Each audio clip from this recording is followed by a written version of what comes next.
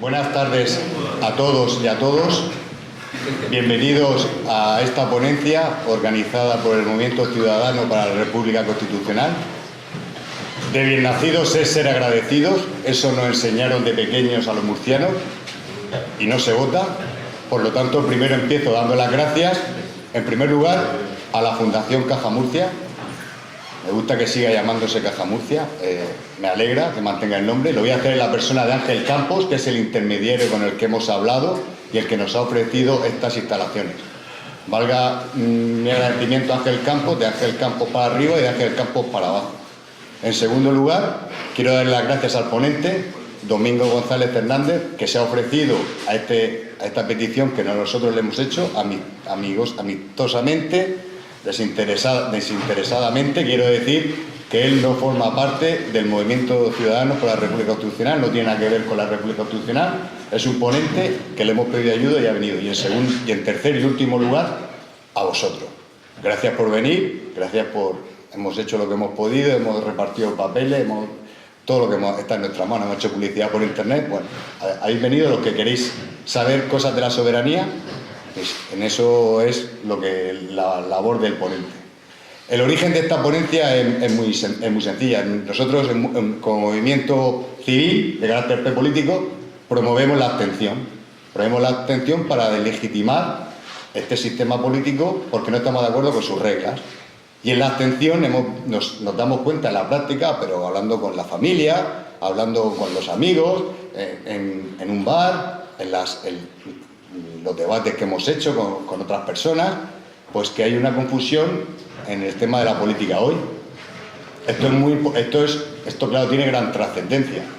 Si yo dijera, por ejemplo, para poner un ejemplo concreto, que en la cristiandad primaba la religión sobre la política y que las personas en la cristiandad, cuando los niños hacían la primera comunión, pues sabían el credo, sabían los 10 mandamientos. Hoy, en el mundo moderno, que prima la política sobre todas las cosas, no solo sobre la religión, pues claro, hay ideas, hay conceptos políticos que tienen que tratarse, que van a ser siempre. Nosotros nos pasa con el voto, con el sufragio. Nosotros decimos que hay que abstenerse y nos rebaten diciendo que el voto es un deber cívico, cuando el voto es claramente un derecho político que ha costado mucho conseguirlo. Esto no es que yo lo crea o que yo opine. Esto es lo que es. ¿Por qué? Porque lo que es un derecho no puede ser un deber. Si el acreedor tiene derecho a que le paguen su deuda y el deudor tiene el deber de pagarla. A lo mejor hoy en día, como del yo soy yo y mis circunstancias hemos pasado al yo soy yo y mis apetencias, puede haber alguien que se crea que es acreedor-deudor, pero eso es una locura, un trastorno mental. Los derechos y los deberes son diferentes. Pero nos ha pasado con más cosas. Nos ha pasado con la representación. Un representante es alguien que tú conoces. Y si no lo conoces, no puede ser tu representante. Nadie encargaría la partición de una herencia a un representante que no sepa quién es. Y en la separación de poderes, ¿para qué vamos a hablar? ¿Cómo va a haber separación de poderes en España si el gobierno está dentro del Parlamento, si tienen un banco azul? Pues si con esto, que son cosas evidentes, sencillas, que cualquier niño puede razonar, aunque todos los medios de comunicación no razonen así, ¿qué pasará con la soberanía? Pues en épocas más simples, más sencillas, el soberano es el que tenía la porra. O si queréis, el que decide sobre la vida o la muerte. O si lo digo poéticamente, lo que decide entre el fas y el nefas. Pero claro, la soberanía es un adjetivo que se ha sustantivizado. ¿Qué es eso? Dice, ya no puede plantear dudas que es el soberano. Bueno, hay un pensador español que ahora no recuerdo su nombre, que definía que la soberanía era un proceso histórico por el que se instauraba un poder absoluto, un poder sobre el que no hay otro poder, que puede llegar a ser peor que el soberano. Pero bueno, yo aquí no soy ni el domador siquiera, yo soy solo el presentador. Y os voy a presentar a Domingo González. Domingo González es un madrileño que trabaja en la Universidad de Murcia como un profesor en trabajo social. Nosotros hemos hecho pues lo que se hacía siempre. El pueblo, el vulgo, los plebeyos piden ayuda al noble, en este caso a un noble espiritual. No es que él sea de rancio abolengo, Pero él es un nosco porque es conocido. ¿Por qué? Porque él hace un programa que se llama Platón regresa a la caverna, que es un programa muy entretenido, donde tratan, os lo recomiendo a todos para escucharlo, está en iVoox, tratan leyes trascendentales de la política, tratan autores políticos y acontecimientos históricos políticos, libros políticos. Él trata los temas muy bien. Entonces nosotros le hemos pedido ayuda, no le hemos dicho ningún tema, y dice, ¿qué tema? ¿Cuál es el tema que quiere elegir? Y él ha elegido, bajo todo eso será responsabilidad suya, él ha elegido el tema de la soberanía. Tengo aquí su currículum, pues es maravilloso, es brillante, licenciado en Derecho, licenciado en Filosofía, licenciado en Administración de Empresas, pero quiero deciros también que ha trabajado 4 años en la empresa privada. O sea que encima conoce el mundo privado, quizá de ahí, he visto que ha estado de comercial, de aquí viene mucho su dotes de gente y su retórica y su capacidad para expresar las cosas de modo claro y sencillo. Bueno, hasta aquí el rango de Domingo, y ahora el mérito pues le dejo a él que lo demuestre esta tarde. Bueno, gracias Álvaro. Pensé que nunca iba a decir esto en mi vida, pero nobleza obliga. Agradecimientos también para todos los aquí presentes, especialmente teniendo en cuenta que estamos un viernes por la tarde, que tenemos un puente por delante y bueno, que hay un grupo de personas que han considerado que venir a escuchar una charla sobre la soberanía un viernes a las 7:30 de la tarde, pues era un buen plan antes del fin de semana. Nada, lo dicho, agradecimientos a todos los aquí presentes, a Álvaro por invitarme y bueno, para tratar un tema de rabiosa actualidad, que es el de la soberanía. La soberanía es un concepto que viene de alguna forma muy mediado por una serie de accidentes históricos. Yo voy a intentar superar estos escollos terminológicos, históricos, políticos, para adentrarme en una concepción, vamos a decir, arqueológica de la soberanía. Es decir, antes de que la soberanía fuera la soberanía, ya existía la soberanía. El concepto de soberanía moderno es un concepto que ya viene un poco lastrado por una serie de debates que empalman con que todos consideran de alguna forma el primer formulador del concepto de soberanía, que es Juan Bodino. Bodino, en los 6 libros de la República, habla por primera vez de la soberanía, y a partir de entonces ya se acuña el concepto, la definición, y sigue pues un rumbo que es el que nos lleva al actual debate sobre la soberanía. Bodino hablaba en los 6 libros de la República del poder absoluto y perpetuo, ¿no? Puissance absolue et perpétuelle. Es verdad que la palabra puissance es difícil de traducir del francés al español. A veces se traduce como poder, otras veces como potencia, otras veces como fuerza. Pero más allá del debate filológico, lo cierto es que el concepto de soberanía de Bodino está muy condicionado por, primero, yo diría, una concepción medievalizante. Lejos de lo que se suele creer, el concepto de soberanía de Bodino está más cerca del pensamiento político de la Edad Media que del pensamiento político moderno, aunque es cierto que es un concepto puente, es un concepto que se abre ya a la modernidad. Y luego, por un segundo lado, es un concepto que está muy marcado por una cosmovisión, yo diría, jurídica, o juridizante de la política. Esto es muy importante tenerlo en cuenta porque ya veremos que una vez que superemos estos escollos históricos, veremos que la realidad de la soberanía política, más allá de sus formulaciones intelectuales, tiene un alcance muchísimo más profundo, ¿no? Que empalma más con lo religioso que con lo jurídico. Uno de los autores que, a mi modo de ver, ha entendido mejor, ¿no?, este condicionamiento histórico del concepto de soberanía es Julian Freud. En La esencia de lo político, este autor, que creo que es un autor de lectura casi obligada, Es verdad que nosotros en el programa de radio al que Álvaro hacía referencia anteriormente le dedicamos un programa con la presencia de Jerónimo Molina, compañero mío en la Universidad de Murcia y autor de la reciente reedición de La esencia de lo político, una auténtica Biblia de lo político, reeditada recientemente por el Centro de Estudios Políticos y Constitucionales. Pues ahí Freud dice cosas interesantes sobre la soberanía. Me voy a permitir citar algún párrafo, además de algún otro más adelante, que nos ayuda a entender esto que yo torpemente intento llevar a su ánimo. Dice así: el concepto de soberanía ha perdido una gran parte de su flexibilidad política bajo el efecto de la racionalización sistemática realizada por la filosofía política y jurídica moderna.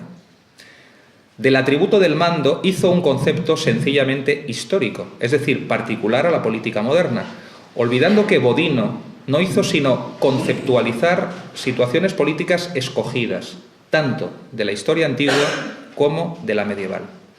La soberanía no nació con el Estado moderno y no está llamada a desaparecer con él. Es inherente al ejercicio del mando político. En realidad, sigue diciendo Freud, sean cuales sean los regímenes, por todas partes se encuentra un soberano en el sentido de una instancia que, de hecho o de derecho, detenta o se otorga el poder de decidir en último recurso. Naturalmente, la Edad Media ignoraba la soberanía tal como la entendemos hoy en día, pero no así la realidad política de un soberano que decidía en último recurso, según nuestra definición.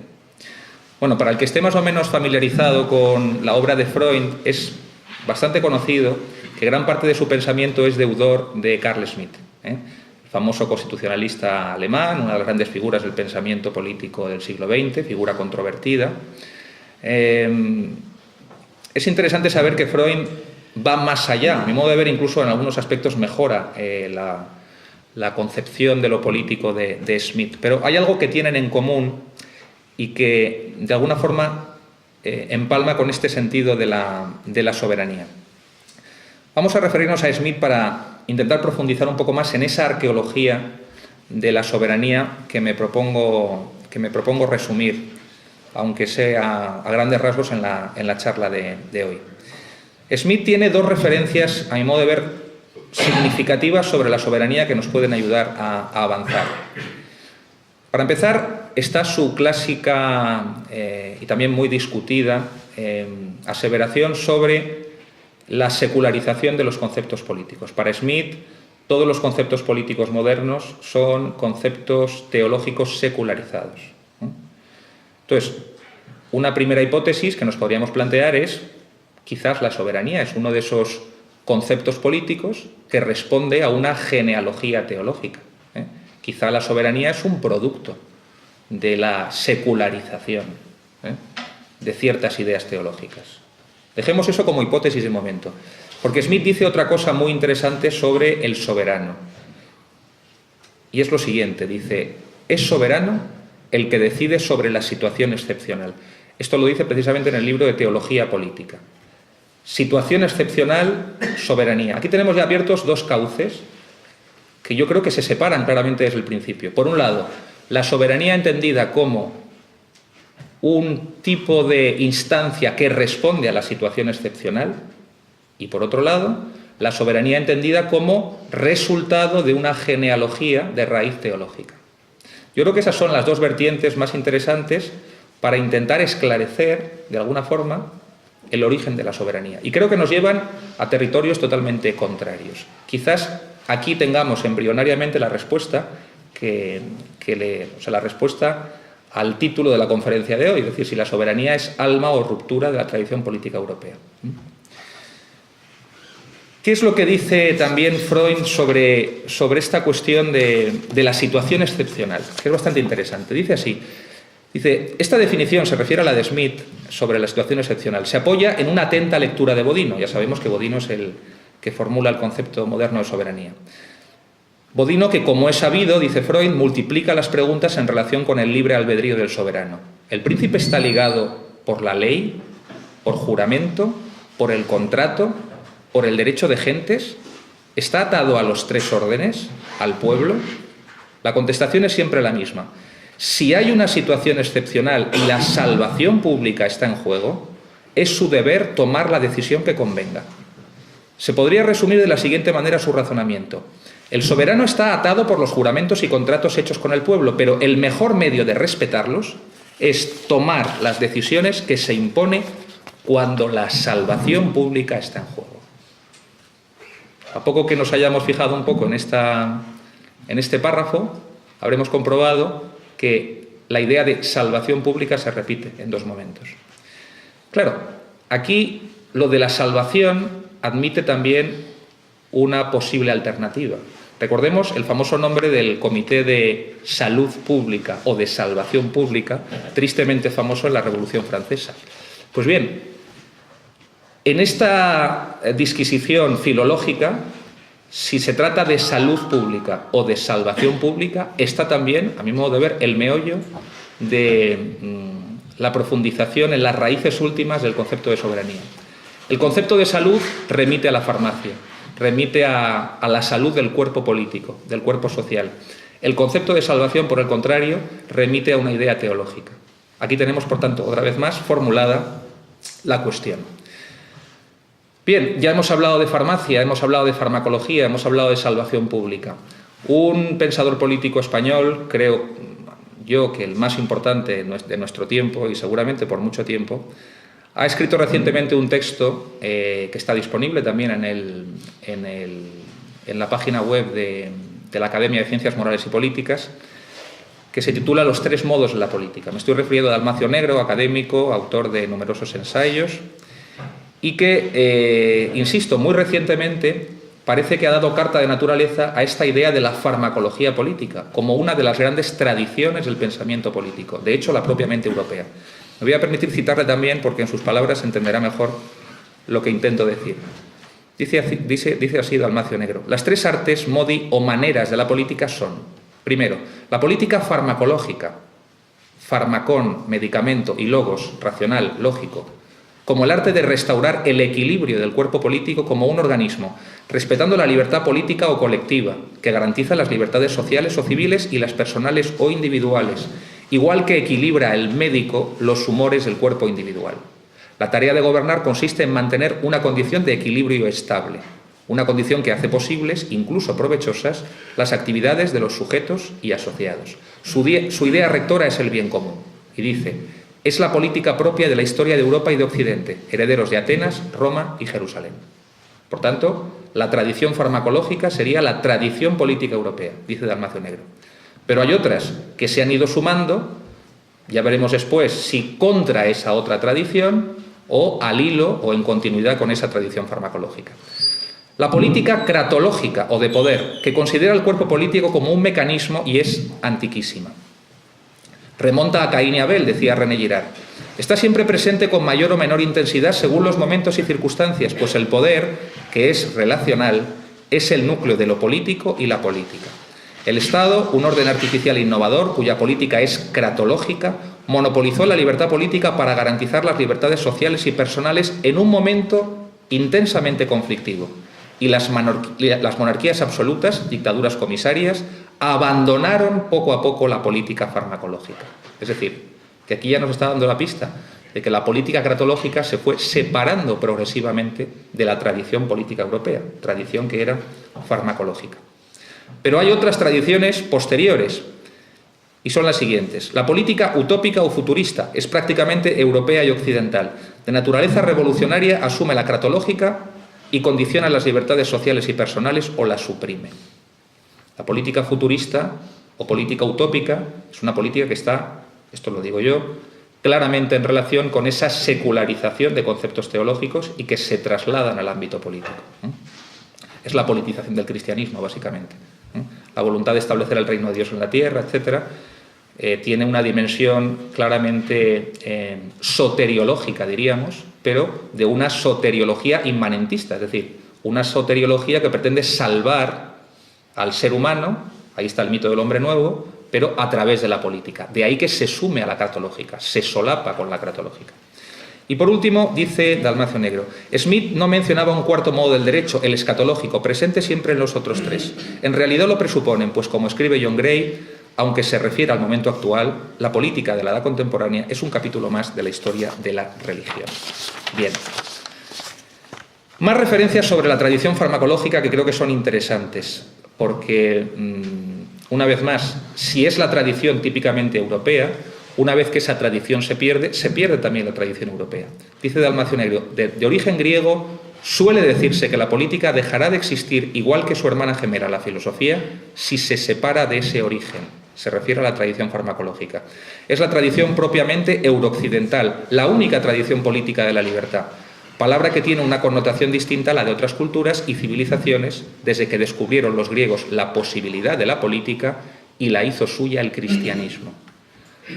Quiero subrayar el hecho de que el cristianismo y la herencia grecolatina constituyen aquí una unidad. Es decir, que de acuerdo con esta lectura, el cristianismo no rompe la tradición farmacológica, sino que la recupera o la rebautiza según otras coordenadas que van a ser más de carácter trascendente, pero que conserva básicamente esa tradición. Es importante recordar esta idea.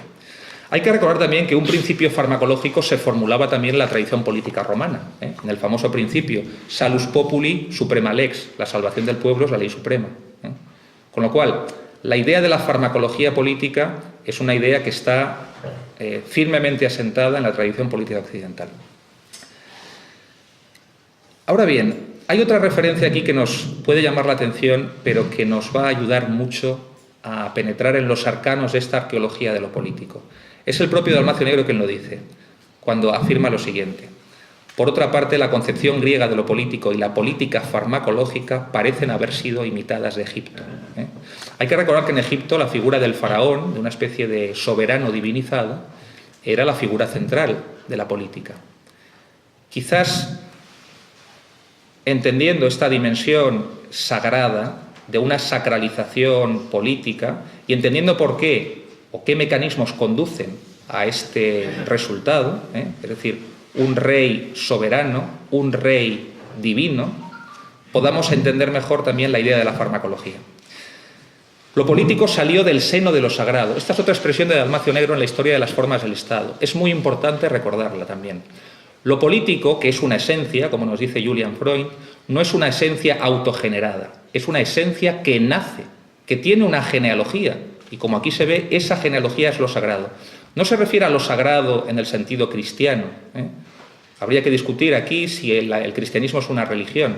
Se refiere a la religión arcaica, a la religión primitiva. Lo político nace del seno de lo sagrado. Ahora bien, ¿cómo nace? Recordemos también las palabras de Cicerón. Es por la fundación de las ciudades como la humanidad más se aproxima a la divinidad.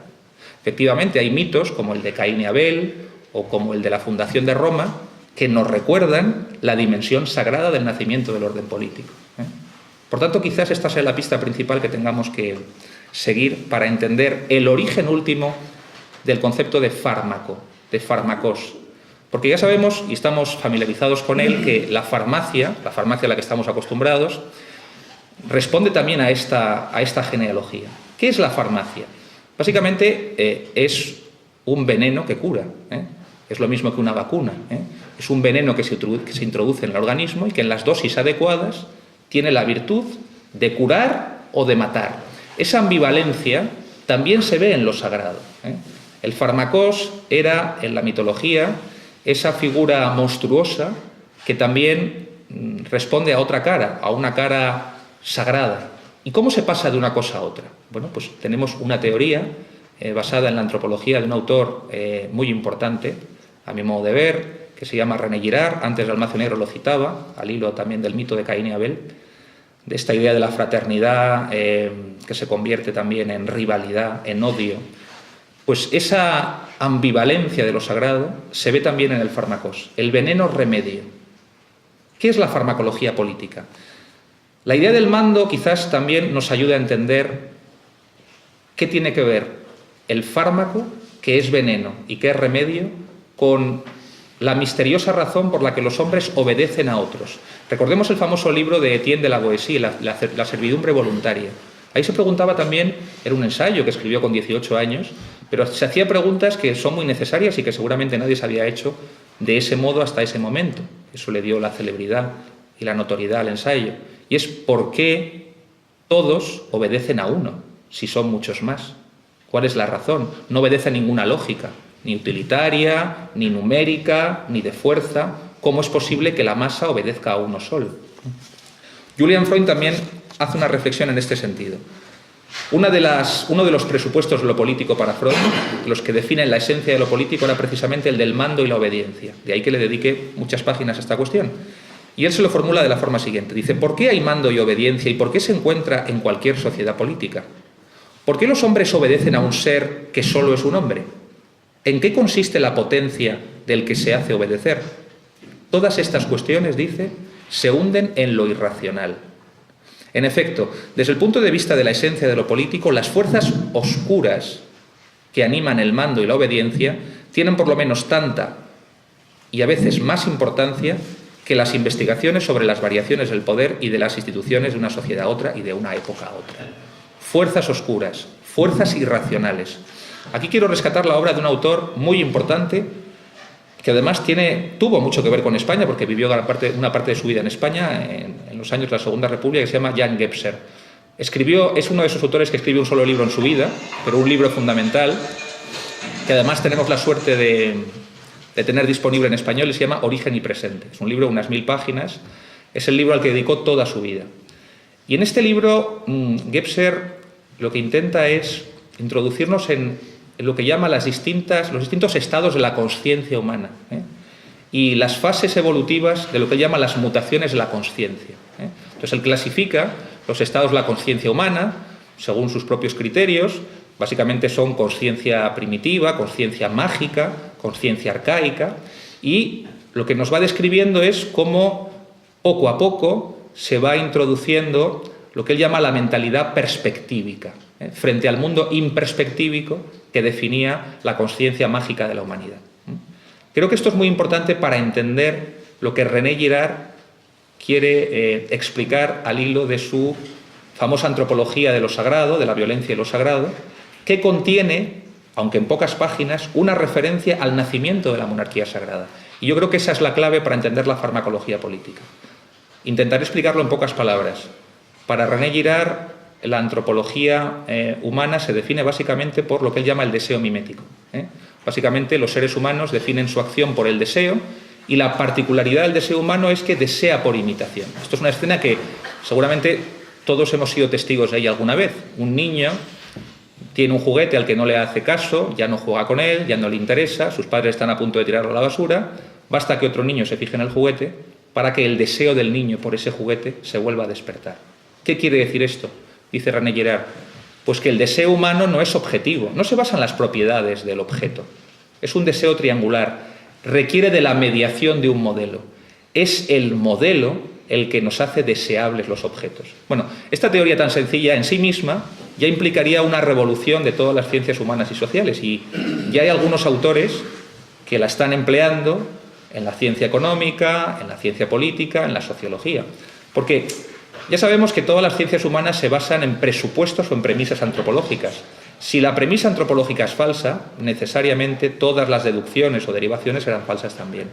Entonces, esta antropología que René Girard construye a partir de su estudio literario de las grandes figuras de las novelas clásicas, en Don Quijote, Don Quijote al fin y al cabo es una víctima del deseo mimético, ¿no? Quiere imitar a las figuras de los personajes, quiere imitar a Amadís de Gaula, las novelas de caballerías, ¿no? Bueno, pues él lo que hace es retrasar toda la historia del deseo mimético desde la antigüedad hasta la modernidad. Entonces, René Girard en su salto a la antropología percibe que en las culturas arcaicas hay un momento que él llama de intensidad. Durkheim hablaría después de efervescencia, ¿no? Que es cuando todos los deseos convergen en una sola dirección. Ahí se produce una crisis, Girard la llama la crisis mimética, un desorden colectivo, que en circunstancias normales debería producir la ruina entera del edificio social. Solo hay una forma de escapar a esa ruina, y es que todos los odios que se producen en esa comunidad se concentren, converjan en una sola dirección, y ese será el chivo expiatorio. Cuando todos los males sociales se explican por una única causa, León Poliakov, famoso historiador judío, hablará de la causalidad diabólica, entonces la sociedad puede superar esa crisis. Ahora bien, lo interesante aquí es que aquel al que se culpa de todos los males será después sacralizado porque la comunidad reconciliada le imputa también la causa de la reconciliación. Pues ahí tenemos la ambivalencia del bien y del mal, del desorden y del orden, del veneno y del remedio. Pues eso es el fármacos. El fármacos es aquel que ha sido divinizado tras ser sacralizado, tras ser asesinado, perdón. Es decir, el chivo expiatorio es el responsable de todos los males, suele ser un extranjero, suele ser un tullido, alguien que tiene lo que Girard llama signos de selección victimaria, pero esa misma comunidad después le imputa la responsabilidad divina de haber reconciliado a la comunidad. Pues ahí está la ambivalencia de lo sagrado. ¿Cómo explica René Girard la idea de la monarquía sagrada? Dice, se produce un accidente de vez en cuando, y es que ese que va a ser sacrificado disfruta ya en vida de los privilegios de su condición divina. Es decir, se produce una prórroga sacrificial que hace que se adelante la divinización. Y así el chivo expiatorio ya es un Dios en vida. Pues eso es la monarquía sagrada. Es decir, un chivo expiatorio que se beneficia ya de su condición divina y que, por tanto, alcanza la posición de Dios en la tierra. Y eso es el rey. Y esa es la razón última y racional, a la que aquí estábamos haciendo referencia, del mando y la obediencia. Hay una película que yo creo que explica muy bien esto, se ve, se intuye, no creo que esa fuera la intención del director, pero indirectamente se percibe muy bien, que es la película de Mel Gibson, Apocalipto. Ahí se ve el funcionamiento del sacrificio en la sociedad maya, y se ve como el sacrificio es una forma de eludir una crisis social. Es decir, es mediante el sacrificio. Hay que recordar que el sacrificio es la institución cultural más universal de la historia de la humanidad. Todos los pueblos la han practicado. Solamente el cristianismo invirtió el sentido del sacrificio. Pero si no, culturas que no se conocían la practicaban. Los españoles cuando fueron a América, eso lo ve muy bien también Mel Gibson, cuando habla de una nueva época, un nuevo tiempo, un nuevo mundo, se refiere precisamente a eso, ¿no? Es decir, a que el sistema sacrificial va a ser derrumbado completamente por un sacrificio de sentido inverso. Es decir, ya no será necesario matar a los hombres para divinizarlos, sino que Dios mismo se sacrificará por los hombres, ¿no? Girard le dedicó mucho tiempo al tema del sacrificio y cómo la idea misma de sacrificio tenía sentido en el cristianismo, siempre y cuando se invirtiera su sentido. Bueno, pues aquí tenemos, yo creo, una serie de claves interesantes para entender la idea de la monarquía sagrada.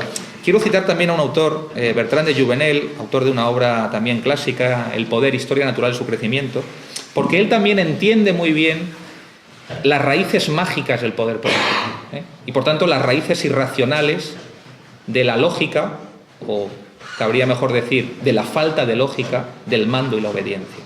Dice esto: para el etnólogo atento no existe el paladín emplumado ni el filósofo desnudo que imaginó el siglo XVIII. Claro, nos va a decir, es un error de cronocentrismo pensar que los primitivos pensaban como los filósofos, ¿no? Claro, ellos estaban sumergidos en la conciencia mágica, en la conciencia primitiva, en la causalidad mágico-perseguidora que dice Girard, ¿no? Que consiste en imputarle todos los males a uno solo, ¿no? Al chivo expiatorio. Dice Jouvenel, el grupo humano reacciona a todos los peligros y a todos los temores exactamente igual que las bestias, apretujándose, apelotonándose para sentir su propio calor. Encuentra en la masa el principio de la fuerza y la seguridad individuales. Por ello, lejos de adherirse libremente al grupo, el hombre no existe sino en y por el grupo. Esto es la mentalidad imperspectívica a la que hace referencia también Jan Gebser, ¿no? En la mentalidad imperspectívica lo cósmico y lo social están fundidos. Por eso la causalidad mágica opera también en el ámbito social. Es decir, se considera que todo mal es la obra de fuerzas sobrenaturales. Y también son fuerzas sobrenaturales las que reconcilian a la comunidad. De ahí que se sacralice a la víctima que previamente se ha asesinado colectivamente. Dice Jouvenel, pero este grupo, que tiene una existencia estrechamente colectiva, solo puede mantenerse por una continua vigilancia contra todo lo que en la naturaleza le amenaza. La muerte, la enfermedad, el accidente son prueba de una malignidad ambiente. El salvaje no ve por ningún lado el azar. Todo mal proviene de una intención de hacer daño, la causalidad diabólica. Y las pequeñas desgracias no son otra cosa que advertencias de esta intención que no tardará en desplegar toda su fuerza. de donde la necesidad de apresurarse a neutralizarla mediante ritos que puedan conseguir este fin. Bueno, pues aquí tenemos explicado a grandes rasgos las raíces psicosociales, las raíces, vamos a decir, mágicas, irracionales, sobrenaturales, que explican la esencia del mando y la obediencia, y por otro lado, ese accidente que explicaría el nacimiento de la monarquía sagrada, es decir, la anticipación de la divinización de la víctima y que disfruta ya en vida de los privilegios de su carácter sagrado. Vamos a verlo en palabras de Girard, porque aquí veremos la ambivalencia constitutiva de la solución política farmacológica. Dice Girard, lo político, dice lo político, no la política, es decir, se refiere a lo político como tal, es decir, está diciendo algo que Freud negaría, y es que lo político no es eterno, ¿eh? Cuando nosotros hablamos del hombre como animal político, ¿no?, estamos hablando ya del hombre tal y como existía en Grecia. Pero lo que nos dice aquí Girard es que lo político, al igual que decía Dalmacio Negro, nace del seno de lo sagrado, es decir, no es eterno. Dice Girard, lo político es, por tanto, un sacrificio que se retransmite en diferido. El poder político focaliza, por tanto, su atención en el momento presacrificial y ante mortem. Esto explica el hecho de que los reyes son frecuentemente interpretados como dioses en la tierra y los dioses como reyes de los cielos. Dice también Juvenel, puesto que el rey tiene que dominar sin cesar las malas influencias, causar la multiplicación de las cosas buenas, fomentar la fuerza de la tribu, se comprende que también pueda ser sacrificado por ineficaz. Esto es una cosa que algunos antropólogos han comprobado recientemente en algunas monarquías africanas que todavía existen. Son una especie de residuo de esa mentalidad sacrificial.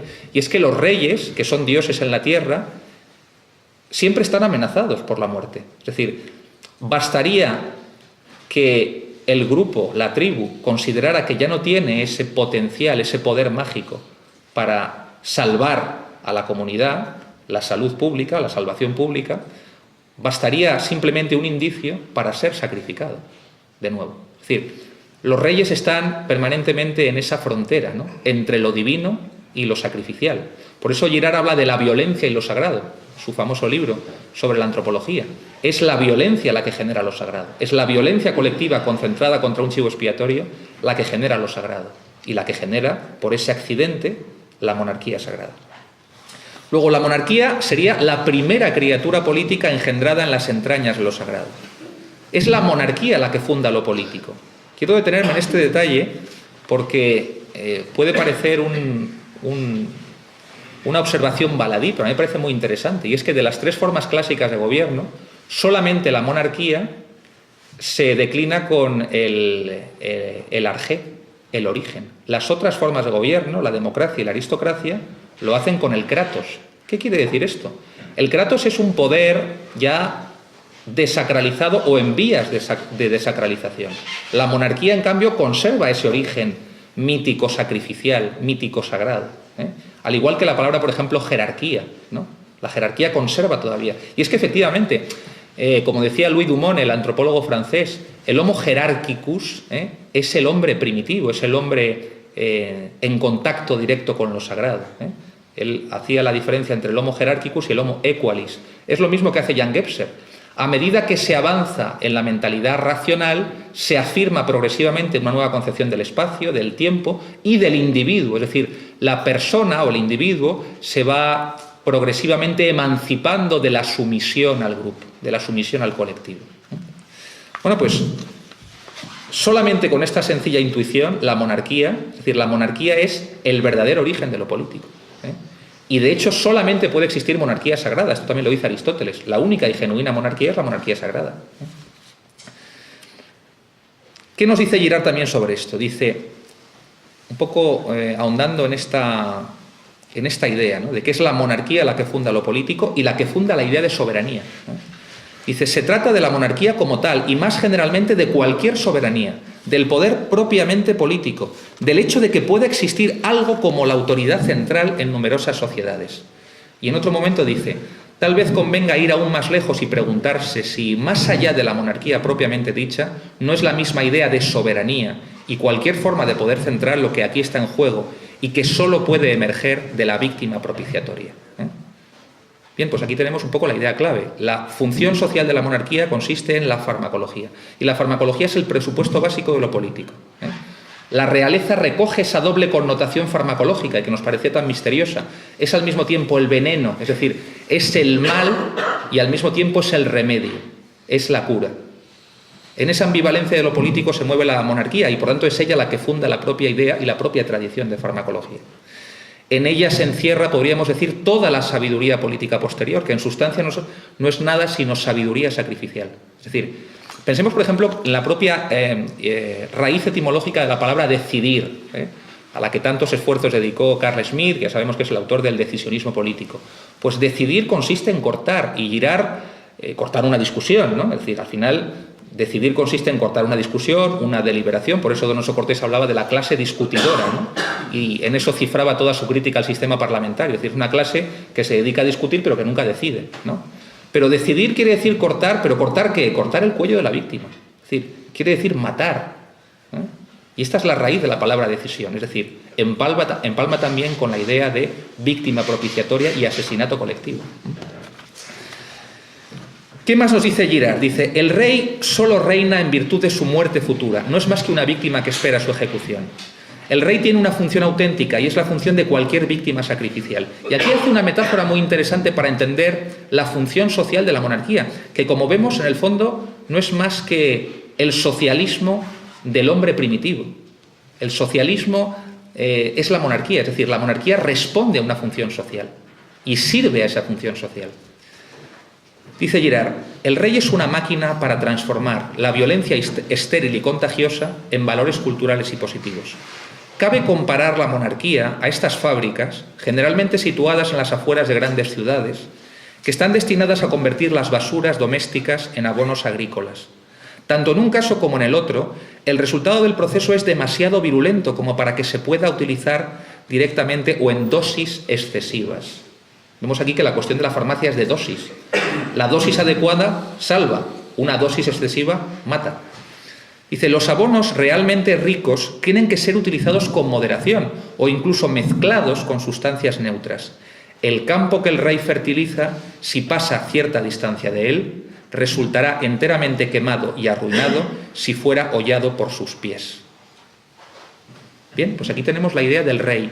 El rey como fuente de toda discordia, de toda concordia.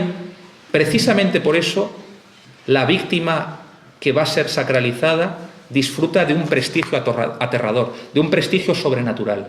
Y ahí están esas fuerzas irracionales a las que hacía referencia antes Freud. Esa es la respuesta. Evidentemente Freud no pudo hacer estos estudios, no hizo una arqueología de lo político, pero sí percibía que había una raíz misteriosa, irracional, que explicaba el mando y la obediencia. Aquí la tenemos, ese prestigio sobrehumano, sobrecogedor del rey, que es ya un dios en la tierra, y por tanto al que se obedece necesariamente como se obedece a un dios.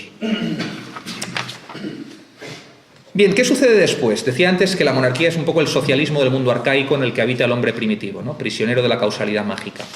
Suceden dos cosas fundamentales que vamos a resumir como dos vías de desacralización. Primero, la de la filosofía. El famoso paso del mito al logos es una vía muy potente de desacralización y, de hecho, es la vía del nacimiento de la sabiduría política, que es la consciencia política. Es decir, el saber que no somos prisioneros de esas fuerzas mágicas, sino que somos nosotros mismos quienes tenemos a nuestra disposición la farmacia. Dalmacio Negredo dice que Platón aprendió en gran medida de los médicos egipcios, ¿no? Toda su ciencia, ¿no? Pero claro, es una farmacología ya desacralizada, ¿eh? Y esto es la política, una farmacología desacralizada. Otra vía de desacralización es el cristianismo, evidentemente. El cristianismo, decíamos antes, arruina completamente el sistema sacrificial, invierte el sistema sacrificial y con él terminan propiamente los sacrificios. ¿Quiere decir esto que acaba la tradición farmacológica? No. Sencillamente la tradición farmacológica, entendida como la salvación del pueblo, es la ley suprema, se racionaliza, se convierte en logos. Ahí está la farmacología a la que hacíamos referencia antes, ¿no? Es decir, el farmacón pasado por el logos. Y esa es la tradición política europea, ¿eh? Claro, ¿qué sucede con el cristianismo? Aquí hay un debate muy interesante, seguramente no tenemos tiempo de comentar, pero que merece la pena por lo menos explicar a grandes rasgos, que es el debate sobre la teología política cristiana. ¿Existe una teología política en el cristianismo? Es el debate entre Eric Peterson y Carl Schmitt. Ya sabemos que Carl Schmitt tiene esta teoría, lo hemos comentado antes, sobre teología política, que todos los conceptos políticos son conceptos teológicos cristianos secularizados, pero Peterson, que era teólogo, le respondió en un libro muy famoso, y lo que viene a decir básicamente es que eso es imposible en el caso del cristianismo. La teología política era teología pagana, y es una teología que fue completamente eliminada por la teología cristiana. Dice Peterson que no se puede extraer ninguna idea política de la teología cristiana porque no se puede extraer ninguna idea política de la Trinidad. Es decir, no hay equivalencia política, no hay un rey. La Trinidad implica negar radicalmente la posibilidad de una traducción política. Ese era básicamente el debate. Dalmacio Negro tiene una reflexión también sobre esto muy interesante que creo que conviene rescatar. Dice lo siguiente: para salvar de alguna forma el mínimo de la teología política, que ya veremos que en el fondo es negar toda teología política, es decir, la única teología política cristiana es que no hay teología política, es decir, que toda teología política es falsa. Vamos a verlo en sus propias palabras. Dice: el núcleo de la teología política cristiana radicaría, según Álvaro Dors, en el principio de que, siendo Jesucristo el Rey, no cabe en la historia otro poder originario, otra soberanía sobre los hombres viatores en la tierra que la de Cristo. Desde el punto de vista de la teología política, los llamados soberanos no son más que delegados. Esto tiene una consecuencia directa en relación con la política práctica. Aquí vemos. La teología política cristiana es la desacralización de toda teología política. Por tanto, ha sido uno de los vehículos principales de desacralización que se suma a la desacralización griega de la filosofía. ¿Qué sucede con la modernidad? Bueno, aquí sucede algo muy interesante, ¿no? Con la modernidad, con la secularización, ya sé que no es lo mismo, pero nos entendemos.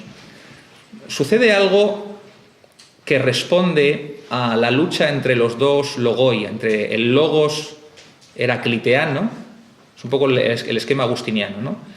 Girard lo llama el logos de Heráclito, el logos de la violencia, y el logos juánico, el logos evangélico, el logos del amor, ¿no? Estos dos logoi están permanentemente en lucha, ¿no? Y la teología de la historia se resume a la lucha entre esos dos logoi, el logos del amor y el logos de la violencia.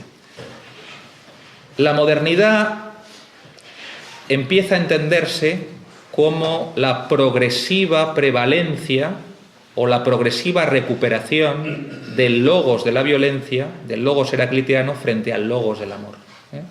Y es aquí donde empieza a reemerger una nueva forma de sacralización de la política. Sacralización que, a mi modo de ver, es una sacralización frustrada, porque la desacralización cristiana es, como se dice en un libro que vi hace poco sobre el impacto del cristianismo en la mentalidad pagana, el cristianismo es destructor de dioses, es decir, ha eliminado a todos los dioses. Con lo cual, esta resacralización, en el fondo, está abocada al fracaso. Pero hay un intento de resacralización que se focaliza a través de la política. Y hay que verlo como el progresivo predominio, la revancha, podríamos decir, del logos heracliteano sobre el logos evangélico. Claro, por eso hay un autor muy interesante, un estudioso de René Girard, que habla del sacrificio inútil, ¿no? Es decir, que la violencia en el espacio de la modernidad ya no encuentra vías de sacralización. Es decir, ya no consigue sacralizarse, con lo cual la violencia explota, porque lo que conseguía la mentalidad arcaica era precisamente contener la violencia. La idea de contención de la violencia es fundamental, es decir, lo sagrado contenía la violencia en los dos sentidos del término, es decir, que contiene, en el sentido de que está dentro de la violencia, y que frena la violencia, contiene la violencia. Lo que sucede en la modernidad es que como la violencia no se puede sacralizar, la violencia está totalmente desatada. No encuentra cauces para contener esa violencia. Pero se produce una especie de neomitología de la que el Estado y la soberanía moderna, esto sí, van a ser, yo creo, los principales exponentes. Hay que recordar, por ejemplo, aquí la teoría de Hobbes. La teoría de Hobbes recuerda mucho a la de René Girard. Hobbes tiene una antropología muy similar a la de Girard, porque también destaca el principio de algo que podríamos llamar el deseo mimético, es decir, que los hombres se pelean por honor, por gloria, ¿no? Entonces, el error de Hobbes es pensar que es la política la que puede crear la religión. Es decir, lo que pretende precisamente es que sea la política la que cree una religión, ¿no? Pero claro, la política es impotente para crear esa religión. Y por eso la resacralización moderna está abocada al fracaso, ¿eh? Hay otro intento muy interesante de resacralización, que es toda la teoría del derecho divino de los reyes, ¿eh? Ahí vemos claramente cómo, una vez más, los reyes buscan una forma de sacralización, claro, dentro del contexto de una teología política cristiana, que ya hemos dicho que es una teología desacralizadora.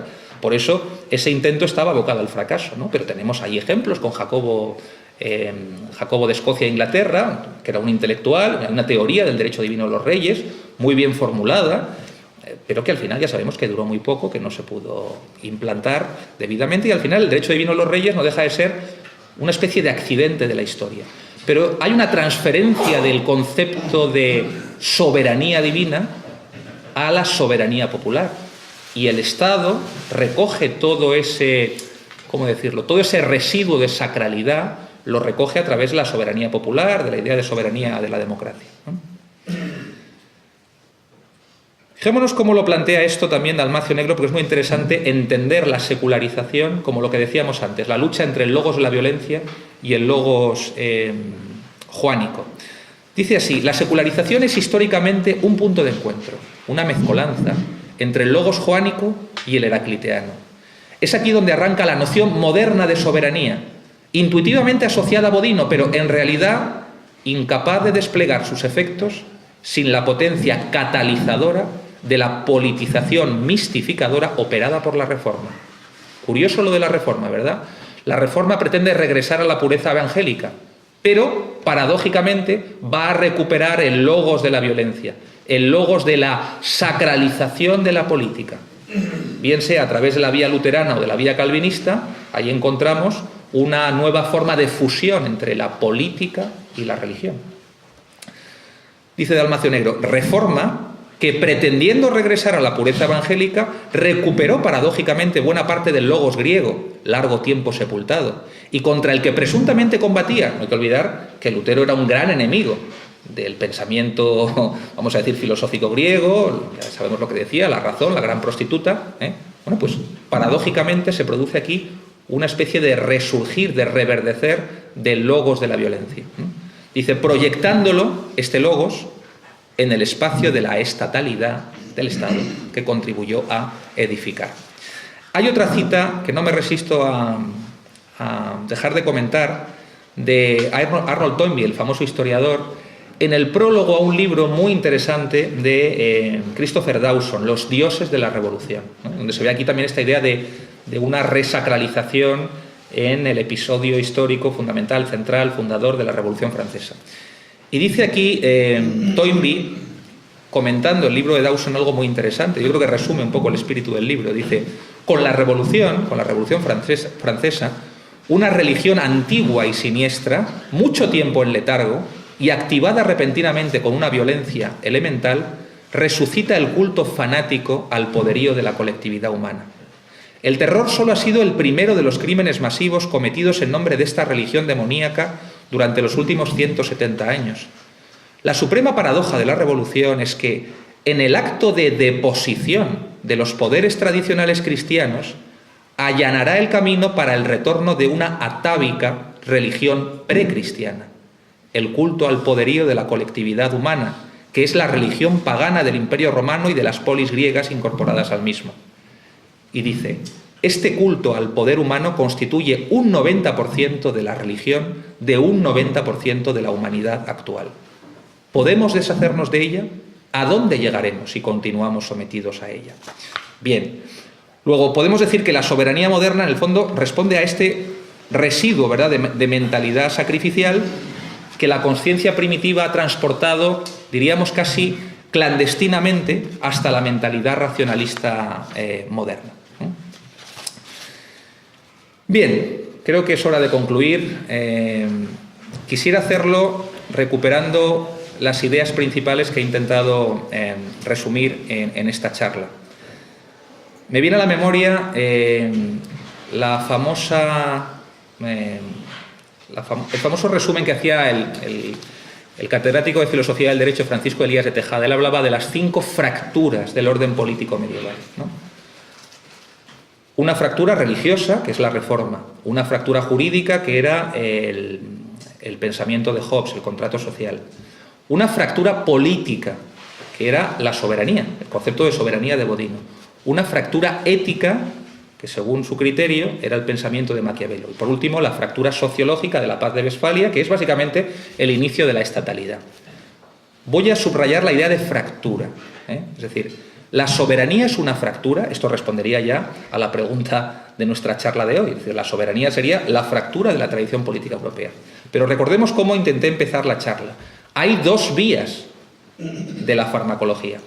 Está la vía smithiana de la secularización de conceptos teológicos cristianos. Bien, si la soberanía responde a esta secularización de conceptos teológicos cristianos, la soberanía indudablemente es fractura de la tradición política occidental, porque lo que hace la política desde entonces es asumir la misión soteriológica de la Iglesia, de la gracia, y por tanto se convierte en una entidad sacral que aspira a una función estrictamente religiosa. Bien, en tal caso estaría respondida la cuestión. Ahora bien, si retomamos la secuencia farmacia, monarquía, soberanía, en este sentido premoderno, yo creo, como dice Dalmacio Negro, que la tradición farmacológica y el concepto de soberanía a ella asociado, es decir, la salvación del pueblo es la ley suprema, es la tradición política europea. Luego, alma o ruptura. Hay una pista muy interesante, pero esto sería para otra conferencia. Me han invitado la Facultad de Filosofía de la Universidad Complutense el mes que viene para hablar de esto. Y es lo que dice Dalmacio Negro en la cita que comentábamos al principio, que es que hay una cuarta tradición que de alguna forma puede recoger o coordinarse con todas las anteriores, que es la escatológica.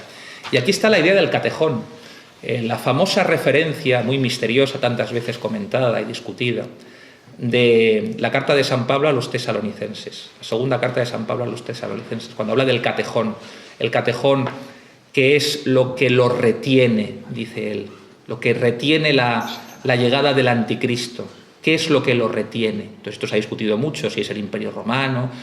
Bueno, no vamos a resolver hoy la duda, pero creo que esta escatología del catejón se corresponde y, vamos a decir, se coordina perfectamente con la tradición farmacológica, porque considera que la función política o filosófica, en esto no importa que hagamos ninguna disquisición en este sentido, tiene la misma función que la tradición farmacológica: contener, prevenir, es decir, una función conservadora, no la función escatológica de traer el reino de Dios en la tierra, sino la función farmacológica de salvar en la situación excepcional al pueblo en las condiciones históricas o políticas de una determinada sociedad.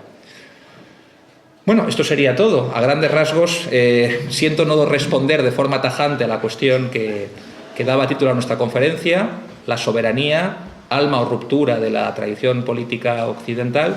Espero por lo menos haber dado algunas cuantas pautas para que se formen su propia opinión. Muchas gracias por la atención y estoy dispuesto a responder sus preguntas.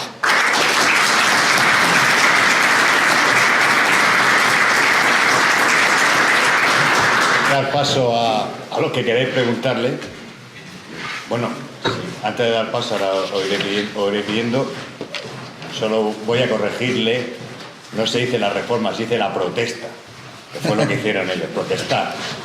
Bueno, es una cosa que han tratado que parece que es de total actualidad. El farmacos, el medicamento venenoso, si nosotros, ¿por qué voy a arrimar el asco a mi sardina?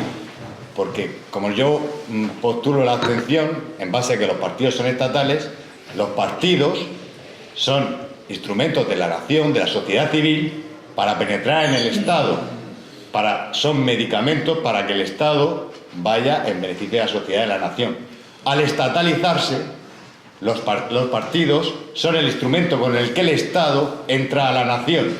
Es decir, que de medicamento los partidos del Estado ahora son veneno.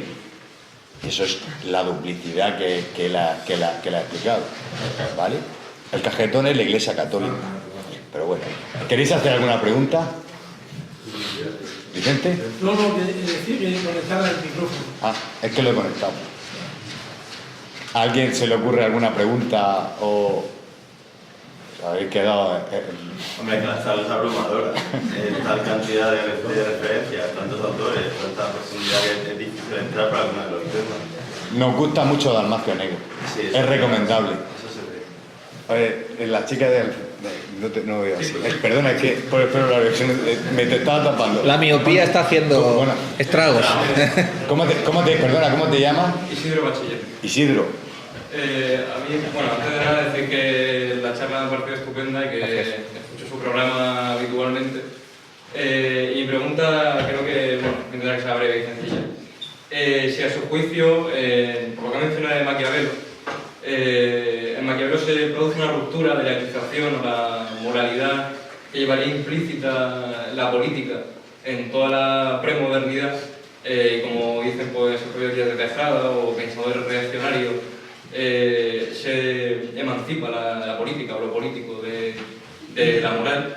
O esto no es así, lo único que hace Maquiavelo es, a efectos teóricos de la propia disciplina que estudia la política, emanciparla para precisamente eso, para poder darle una autonomía meramente nosológica. No sé si me he explicado. Sí. Voy a ser provocador. No estoy de acuerdo con Elías de Tejada en ese punto. Y voy a retomar la charla que dio uno de los mejores conocedores de la obra de Maquiavelo en un famoso... Bueno, famoso, aquí todo es famoso. No es famoso, pero vamos, en un simposio me lo contó Jerónimo Molina, me pareció genial. Y el título era Maquiavelo, discípulo de Cristo. Esto es muy interesante, ¿por qué? Porque hay que distinguir entre el maquiavelismo y el maquiavelianismo. En otras palabras, Maquiavelo no era maquiavélico.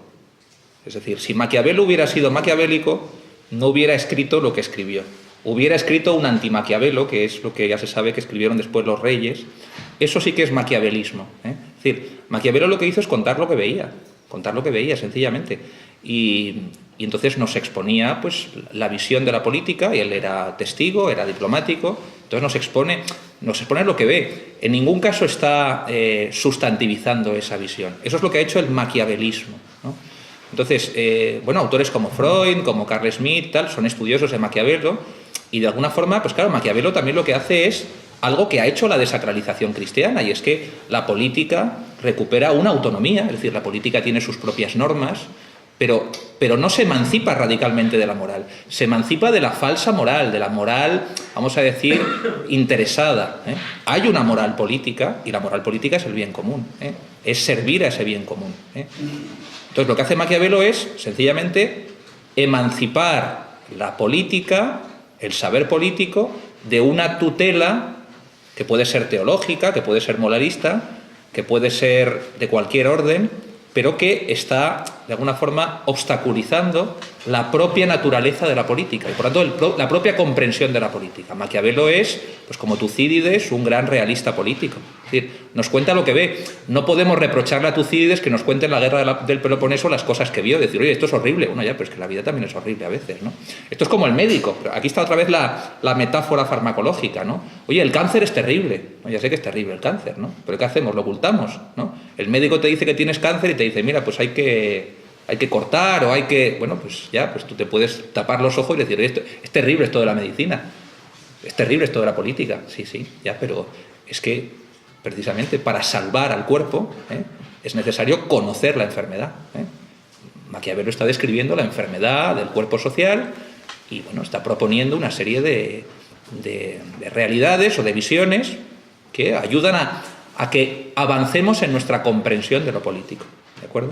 Entonces, fractura ética, yo diría que no, yo creo que ahí hay una ética política que, vamos a decir, alcanza un cierto grado de autonomía en relación con la ética de otro orden, ¿no? Porque son éticas distintas, pero el bien común sigue siendo una finalidad ética de la política. Esto, por ejemplo, hay muchos debates de actualidad que demuestran que hay una ética política distinta de la ética o de la moral individual, ¿no? Por ejemplo, cuando secuestraron a los españoles, los voluntarios estos, y el gobierno pagó el rescate, ¿no? Claro, desde el punto de vista de la ética individual, pues está bien pagar un rescate para salvar la vida de un inocente, ¿no? Y más si es nuestro familiar, nuestro hermano. Hombre, nosotros pagaríamos, ¿no? Si secuestran mañana a un hermano nuestro y tal, lo tienen secuestrado en África, unos secuestradores, pues pagaríamos. ¿El gobierno tiene que pagar? No, el gobierno no. Porque él debería estar pensando en la ética política. Es decir, que si paga a esos secuestradores, está alimentando el negocio del secuestro. Y mañana van a ser 500 los secuestrados. Pues es muy importante tener en cuenta la diferencia. Así que no seré yo el que sepulte a Maquiavelo. ¿Es Maquiavelo, comillas, sofista en ese planteamiento? ¿Sofista? ¿Por qué? ¿Cierro comillas? ¿Por qué sofista? Pienso que Maquiavelo tiene algo de sofista, cierro comillas. Es realista político. Vive de eso. Bueno, hubiera vivido mejor si no hubiera escrito lo que escribió, creo yo. Es decir, el maquiavelismo ha consistido más bien en disfrazar la realidad política y encubrirla de lo que Freud llama la impolítica, ¿no? La impolítica consiste en ocultarnos la verdadera naturaleza de la política y disfrazarla de moral, religión, economía, en fin, pues esas son las formas de la impolítica, es decir, no ver la política cara a cara y ocultarla tras el velo de otra realidad presuntamente superior, ¿no? Bueno, ¿y la antipolítica? pues la antipolítica es la que acaba con la política, ¿no? La que quiere eliminar la política. Esto sería la ideología, ¿no? Maquiavelo no era un ideólogo, ni mucho menos, ¿eh? O sea, la ideología es pretender que se puede clausurar la política, ¿no? Es decir, bueno, pues es lo que hace Marx, por ejemplo, ¿no? U otros autores, ¿no? Es decir, la política tiene una fecha de caducidad. Una vez que desaparezcan los conflictos, ¿no? Pues la política no será necesaria. Claro, ¿qué nos diría René Girard? Es que los conflictos humanos no son el resultado de un deseo objetivo. La abundancia no nos va a liberar de los conflictos, porque los deseos miméticos siempre generan envidia, ¿no? Esto, el sociólogo alemán, Helmut Schweck, lo describía muy bien en un libro que se llama La envidia y la sociedad, ¿no? Es decir, vemos que me sumo un poco a la campaña electoral, digo, hay partidos políticos que claramente lo que hacen es capitalizar la envidia, ¿no? Lo que pasa es que no lo formulan así, ¿no? La envidia siempre tiene que ser, ¿cómo decirlo?, elevada moralmente, ¿no? Entonces no es envidia, es justicia social, no es envidia, es igualdad, ¿eh? Esto Vilfredo Pareto lo entendía muy bien, ¿no? O sea, Vilfredo Pareto sabía que casi todas las ideologías políticas modernas respondían a eso que llamaba él residuos, ¿no? Es decir, residuos irracionales, residuos instintivos que pasan por el filtro de la moralización, ¿no? Pues eso es el maquiavelismo. Es decir, hay mucho más maquiavelismo en este disfraz ideológico de la verdadera raíz de los conflictos humanos que en la obra de Maquiavelo. A Maquiavelo tenemos que agradecerle que nos cuente las cosas como fueron. Gracias. A usted por la pregunta. Jesús. Yo no me ha quedado nada claro lo del callejón. ¿Se lo puede explicar el Román Paladino y sobre todo relacionado con la epístola de los tesalonicenses de don Pablo? Que haberla leído no he visto nada de eso. Claro, es que no era el tema de hoy, pero era simplemente para salvar la posibilidad de un maridaje entre la tradición escatológica y la farmacológica. A ver, el catejón es lo que lo retienes. Simplemente lo formula dos veces San Pablo en la carta a los tesalonicenses. A ver, el contexto es que los tesalonicenses están aquí ya preocupados porque la gente se muere y Jesucristo no viene, ¿no? Y entonces dicen, bueno, aquí nos han prometido que Jesús va a venir y aquí la gente se está muriendo, ¿no? Entonces, ¿qué pasa? Entonces escribe esa segunda carta a los tesalonicenses. Entonces les dice, claro, entonces, ¿de dónde viene el misterio? De que hay un sobreentendido en la carta que nos revela, es decir, porque dice, vosotros sabéis qué es lo que lo retiene. Y luego dice, vosotros sabéis quién es el que lo retiene. Entonces dice, lo que lo retiene y el que lo retiene. Entonces, claro, no sabe si es alguien, si es algo, pero en todo caso es lo que retiene la anomia del anticristo, ¿no? Entonces, claro, por eso se ha traducido a veces políticamente la figura del catejón. Por eso algunos han dicho que era el Imperio Romano. Dice, claro, porque toda forma de orden político, en la medida en que está conteniendo la marea violenta, la marea disolvente, la marea de la anomia, pues está de alguna forma frenando, ¿no?, la llegada del anticristo y por tanto la segunda venida de Cristo, ¿no? Entonces ese es el contexto un poco de la carta de los tesalonicenses. O sea, el callejón es el freno. El que lo retiene, ahí está, sí. Bueno, hay una cosa que la has dejado así a medias, que me gusta mucho, y quiero escucharla de tu voz, porque él ha contado cómo la víctima primero es el culpable de todo, y luego es lo sagrado, es el santo, es el bueno de todo. Claro, aquí en España parece que los católicos son tontos, que el catolicismo es de tontos, que somos un país atrasado, pero has dicho, ¿qué pasa cuando viene el inocente de inocentes? ¿Qué supone el sacrificio de Jesucristo? ¿Es lo mismo? Claro, no sigue la misma pauta porque Jesucristo no es divinizado por ser asesinado, sino que es divino antes de ser asesinado. Con lo cual, no es el mismo proceso. Muchas veces, cuando se comparaba el cristianismo con la mitología, se insistía en este factor. Es decir, claro, y Girard no oculta este dato. Dice, no, pero sí es verdad que hay muchas similitudes, ¿no? Es decir, parece que responde al mismo esquema, ¿no? Es decir, un chivo expiatorio, recordemos la sabiduría política de Caifás, Incluso podríamos decir sabiduría farmacológica de Caifás. Dice, es preciso que uno muera para que sobreviva el pueblo. Eso es lo mismo que hemos dicho antes, ¿no? Es decir, es preciso que se concentren todos los odios en uno solo para que sobreviva el pueblo, ¿no? Claro, está utilizando el mecanismo sacrificial como farmacia política, ¿no? Entonces, pero claro, ¿qué es lo que dice Girard? Dice, el sentido del sacrificio no es sacrificar, sino sacrificarse. El sentido del sacrificio de Cristo, dice. No es sacrificar, es decir, matar a otro para hacerle divino, sagrado, sino que Dios, que ya es Dios, se sacrifica por los hombres, precisamente para que los hombres no anden matándose, y para que se terminen los sacrificios. Por eso Jesús dice que se terminen los sacrificios, ¿no? ¿De acuerdo? Esa es la ambivalencia del sentido del sacrificio, ¿no? Que invierte radicalmente, es decir, recupera la idea del sacrificio, pero para invertirla, subvertirla completamente, ¿no? Y a partir de ahí desaparecen los sacrificios, claro. Pero fijémonos que la mentalidad arcaica no está del todo enterrada, ¿no? Es decir, hay muchas ideologías que también han recuperado esta idea sacrificial, ¿no? De culpar a un colectivo de todos los males, ¿no? ¿De acuerdo? Esto lo conocemos, en el siglo XX ha funcionado, las ideologías políticas lo han recuperado. Es verdad que lo han ¿cómo decirlo? Lo han encubierto bajo ropajes racionalistas y presuntamente científicos, pero en el fondo son formas de brujería, ¿no? Hay un libro de un sociólogo polaco que es muy bueno, que se llama Las ciencias sociales como forma de brujería.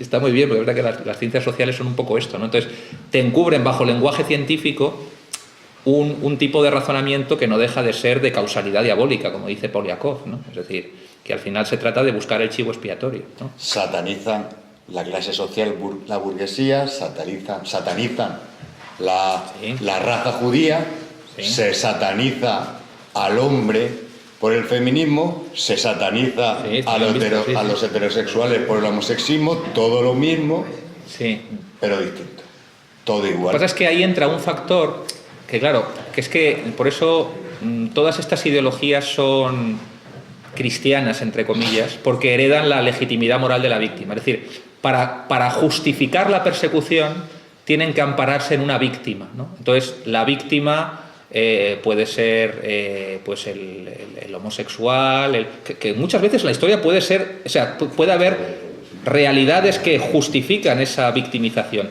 pero se construye una ideología. Entonces, en nombre de la víctima, es lo que algunos han llamado el totalitarismo del amor, que es una cosa muy interesante, atribuyéndose al comunismo, ¿no? Es decir, que en nombre de la víctima que hay que salvar, ¿no? Pues hay que buscar un culpable, ¿no? Una causa del mal, que luego la causa del mal es una persona en concreto, ¿no? Por ejemplo, hay una cosa que Girard ve muy bien, y es que en el proceso de María Antonieta, en la Revolución Francesa, para acusar a María Antonieta se inventan los crímenes más monstruosos, por ejemplo el incesto, Esto es muy interesante. Es decir, que en la Revolución Francesa se intentó justificar la ejecución de María Antonieta atribuyéndole los peores crímenes imaginables, ¿no? Las cosas más terribles, ¿no? Pero es la lógica también de la mentalidad sacrificial, ¿no? Es decir, que el rey ahí está muy cerca de ese mal absoluto, Ahí vemos cómo, incluso en una monarquía cristiana, está operando también ese resto de mentalidad sacrificial. Entonces hay que imputarle los peores crímenes para justificar la ejecución. Entonces todos los victimistas, aunque sean ateos, agnósticos o laicos, todos los que defienden la sacralización de la víctima son cristianos, quieran o no quieran serlo. Son cristianos aunque no lo sepan, claro. Y si viene... Pero claro, es un cristianismo politizado, claro. Pues tú vas a un moro a decirle que hay una víctima inocente y dirá, ¿qué me estás contando? Dice, o sea, que tienes que sentir amor por la víctima, dirá, ¿pero qué dices? Eso es muy bueno, porque el Islam efectivamente es totalmente contrario a esa visión. Por eso los musulmanes no creen que Jesucristo muriera asesinado, porque ellos no soportan esto, ¿eh? Es decir, no soportan que Dios sea víctima. No puede ser. Dios gana siempre, Dios vence, ¿eh? Dios no puede ser víctima. Por eso cuando me algún alumno que me ha dicho, no, pero yo he visto a los musulmanes escupir a la cruz y tal... Ya, pero escupen a la cruz, no a Jesús, porque ellos lo que consideran es que Jesús no puede estar en la cruz, porque la causa de Dios siempre gana. Claro, Mahoma podía haber sido eso también, ¿eh? Mahoma podía haber sido pues, un profeta perseguido, pero claro, la segunda parte de la vida de Mahoma es la que demuestra que no estaba dispuesto a pasar por ahí, ¿no? O sea, no quería ser crucificado. En vez de pasar, los pasó por... Claro, ahí está, esa es la inversión fundamental, ¿no? Perdón, sí. Volviendo un poco al tema de la soberanía y la fractura, porque considero que hay un momento clave en la historia de la humanidad que cuenta el relato bíblico, que es del paso de la teocracia a la división de poderes cuando el poder espiritual se separa del poder civil, en la persona de Saúl. Ahora queremos un rey y no queremos que siga siendo una teocracia, para entenderlo hoy. Eso, la pregunta es, ¿tendríamos que verlo o qué te parece? ¿Como un avance, entonces, en el fondo, en la historia, o precisamente, al hilo de lo que estás comentando, así parece ser como un retroceso?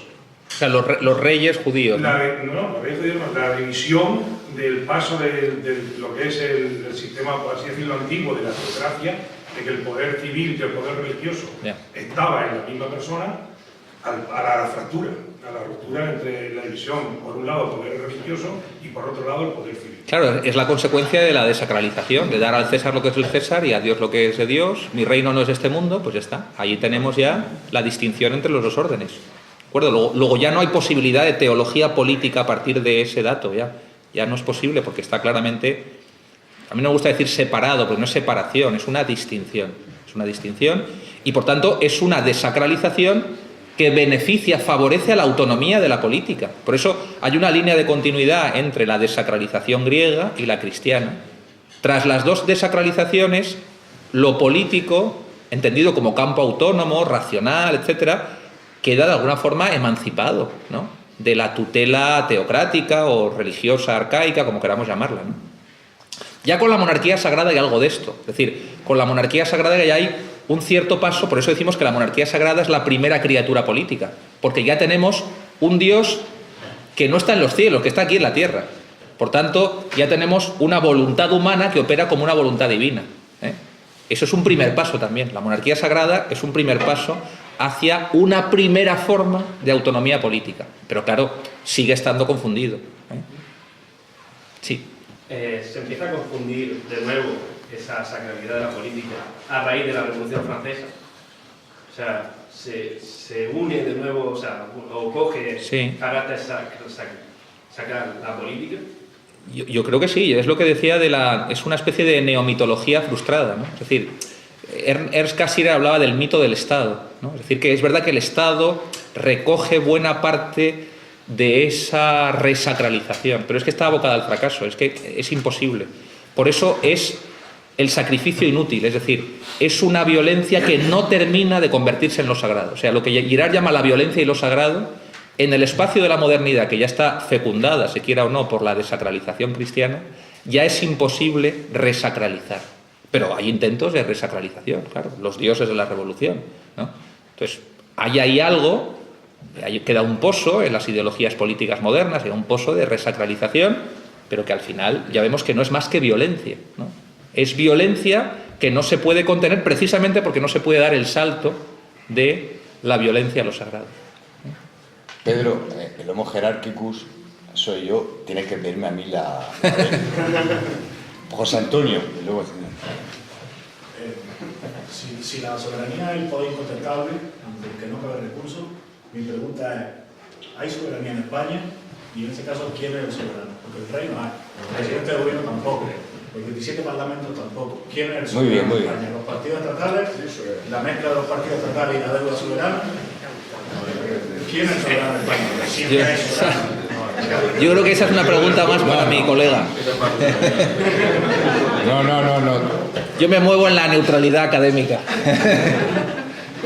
El soberano es el consenso socialdemócrata. Perdona. O sea, los partidos estatales, ¿no? Sí, pero yo añadiría aquí que no hay soberanía. Yo aquí retomaría la reflexión de Donoso Cortés. Es decir, que es que el problema del consenso es que solamente genera políticos discutidores, por tanto que no deciden. Y si nadie corta, es decir, si nadie decide, tampoco hay soberanía. Luego, soberanía en el sentido, vamos a decir, farmacológico, nadie está dispuesto porque todos tienen tanto miedo que no hay nadie que se atreve a cortar el cuello, porque también para sacrificar hay que decidir y, por tanto, asumir la responsabilidad de la decisión. Pero seguimos en la clase discutidora, o sea, el parlamentarismo consiste en esto, en discutir y discutir permanentemente y que nadie decida. El problema es que los que deciden son otros, claro. Por eso, don Antonio García Trevijano defendía el presidencialismo para acabar con el parlamento chismorroso. La soberanía es el rey. No tiene la palabra, Tomás. Pide por favor la línea. No me sea Gracias. Domingo, te felicito, has hecho una exposición arqueológica, como has prometido, histórica. Gracias. Pero yo quiero apelar a esa neutralidad tuya y un poco que la rompas, porque las ciencias sociales, quiero preguntar por la ciencia, es decir, son ciencias porque a veces pueden predecir hacia dónde va esto, ¿no? Entonces yo tengo sensación de que estamos entrando en un capítulo de la historia europea que no se puede leer con los códigos pues de estas fases de la historia tipo hegeliana. No parece que estemos en una época arcaica o así, ¿no?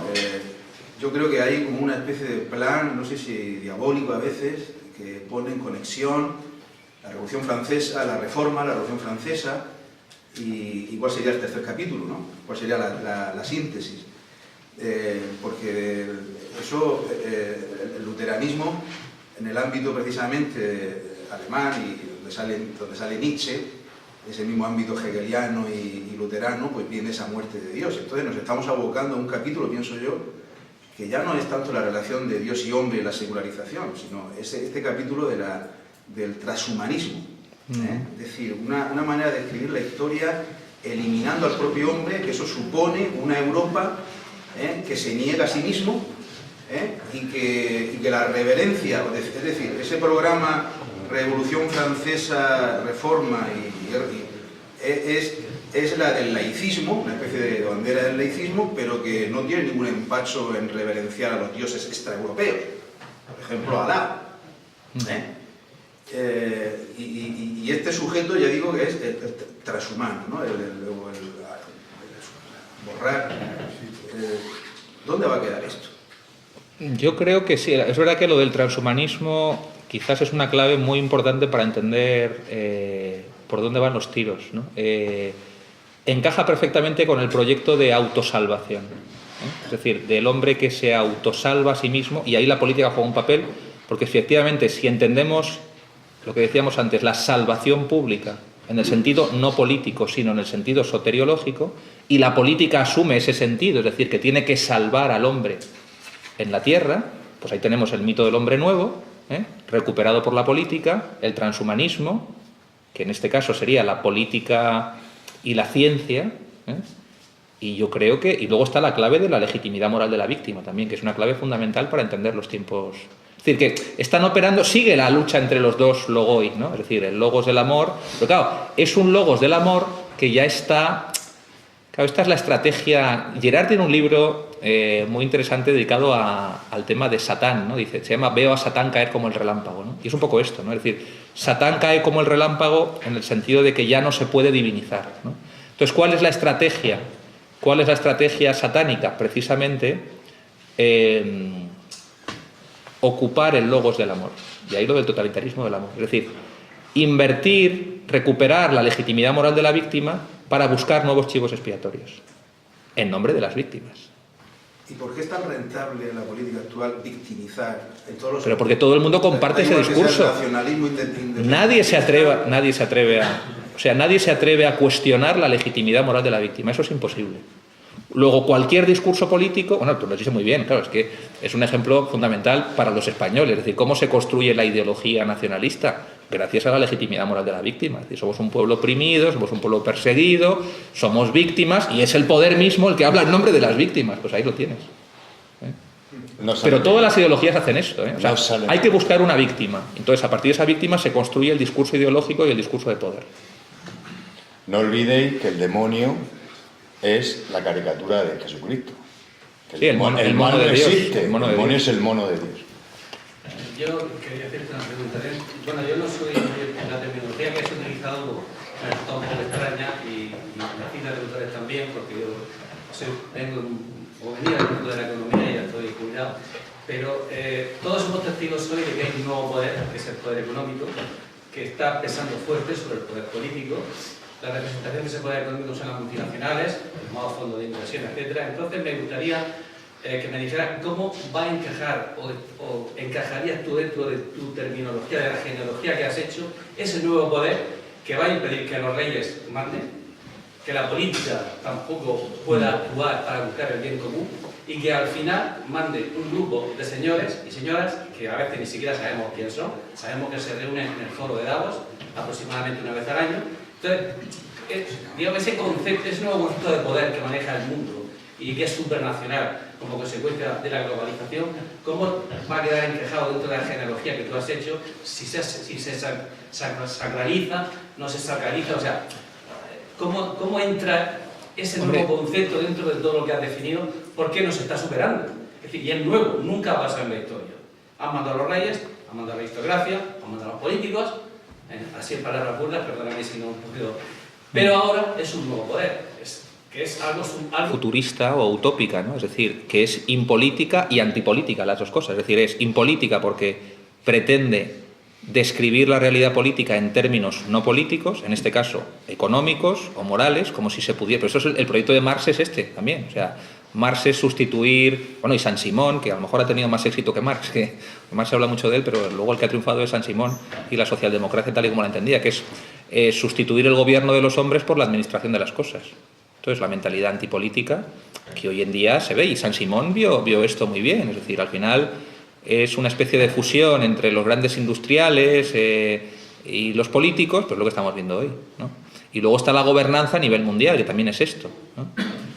Pero no sé si mi opinión aquí en esto no vale de mucho, yo creo. O sea, no se puede saber lo que va a suceder, pero es difícil creer que lo político se puede clausurar definitivamente. Es decir, lo político, precisamente porque es una esencia, el hecho de que haya sido creada o que nazca de lo sagrado no quita que no sea una esencia, es una esencia. Precisamente por eso lo político no se puede clausurar.